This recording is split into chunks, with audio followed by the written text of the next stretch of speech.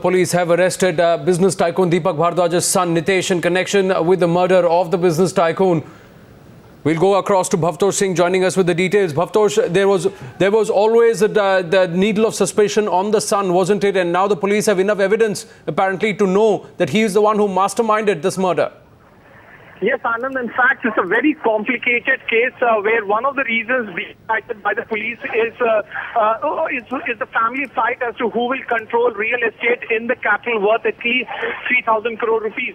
Apart from that, Deepak Bhardwaj's growing proximity to a woman employee who was friends with Nitesh was also one of the reasons why Nitesh decided to kill his father. Now, the conspiracy was hatched sometime last November when Nitesh told this to his lawyer friend Baljeet, who used to look after the family wealth.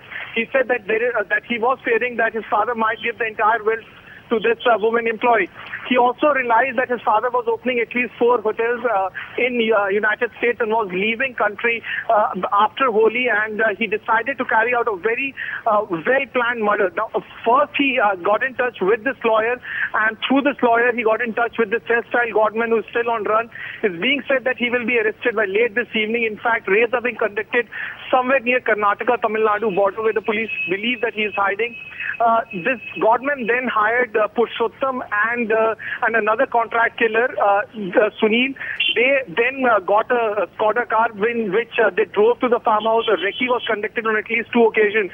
So yesterday, police for the first time came to know that there were at least 2 more attempts on life of Deepak Bhardwaj. The first was made sometime in last December when he was in Haridwar, and another attempt was made in Gurgaon itself in January. So in both these cases, the contract killers failed to kill him. The ransom amount or the contract killing amount being quoted is mind-boggling 6 crore rupees, which was paid by Nitesh through Hawala channel. So 2 crore rupees was given to this hairstyle godman.